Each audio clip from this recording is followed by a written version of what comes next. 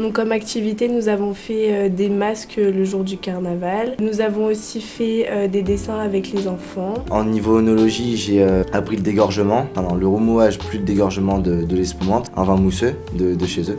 Au début du stage, on était ramasser des olives avec les ouvriers. Après, on a fait du débourbage, toujours avec eux, donc ils nous ont expliqué comment faire, etc. Donc je retiens que c'était une super expérience parce qu'on a pu développer beaucoup plus d'autonomie que dans la vie de tous les jours en France. Et c'était génial parce qu'on était en plein cœur de la capitale, donc tout était à proximité. Et moi, perso, j'ai pu fêter mon anniversaire là-bas. Donc ça, c'était juste incroyable. Ils m'avaient fait une surprise et tout, j'étais pas prêt. C'était trop bien, j'ai passé des super moments, j'ai découvert des gens incroyables, super sympas. Et j'ai pu découvrir vraiment d'autres choses aussi par rapport à la vie. C'était une très bonne expérience. On a su être très autonome là-bas. Nous avons pu découvrir un autre pays que la France. Donc les personnes là-bas sont très conviviales et accueillantes et elles sont hyper attentives aux autres. Pour moi, les différences sont au niveau de l'éducation des enfants. C'est-à-dire que là-bas, ils sont très autonomes et qu'ils se débrouillent tout seuls. Donc, par exemple, les enfants prennent le bus tout seuls ou bien ils rentrent chez eux tout seuls. Ils accueillent vraiment bien les gens, qu'ils sont vraiment gentils directement. Ils viennent nous parler, ils cherchent vraiment à nous découvrir. Le prix des choses là-bas, c'est totalement différent à chez nous. C'est un peu moins cher. On en a plus. Admettons, au restaurant, on mange plus pour moins cher. Mais après, admettons, le SMIC est au-dessus des 1000 € chez nous, tandis que là-bas, c'est environ 700 €. Donc, on voit en différence, je dirais ça.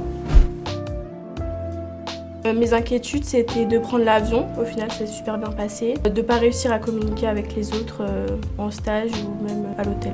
Moi, perso, c'était la langue, parce que je savais qu'il fallait parler anglais et c'est pas trop mon fort l'anglais. Et on s'est quand même débrouillé parce qu'ils ont été vachement gentils et ils parlaient un peu français. Et pour certains, l'anglais, c'était pas trop leur truc non plus. Alors avec des mots assez simples, on arrivait à se comprendre. Mon problème, c'est que j'avais peur de voir comment ça allait donner quand on allait devoir travailler, etc.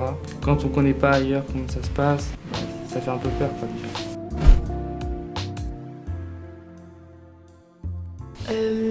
J'ai réussi à m'adapter dans un nouveau pays et de créer des liens avec les personnes du stage que je garde encore actuellement sur les réseaux sociaux. C'est d'avoir pu visiter tout ce pays, de découvrir la ville de Porto, qui est une très jolie ville, d'avoir appris des nouvelles choses. Les plus belles réussites sont que j'ai réussi à m'adapter facilement au fonctionnement de leur vie quotidienne et à la culture en Lituanie. Dans un pays autre que le Portugal, en Europe ou dans le monde. Pourquoi pas dans un pays étranger, que ce soit en stage ou en voyage. Alors oui, j'aimerais bien repartir en voyage, donc au Canada, que ce soit pour découvrir ou même un stage. Toujours envie de repartir pour voir de nouveaux pays. Je serais partant pour partir en stage, admettons l'année prochaine si je fais un BTS, en Californie, dans un vignoble mixte céréales vignoble si j'arrive à trouver. Ça m'intéresserait, voyage surtout, mais après pour le travail ça pourrait être intéressant de découvrir les méthodes ailleurs. J'ai eu un contact du coup au Pérou comme je disais, et c'est vrai que l'Amérique du Sud ça me tenterait bien pour aller découvrir leur façon de faire, etc. J'aimerais bien repartir en voyage ou en stage ou en vacances en Grèce.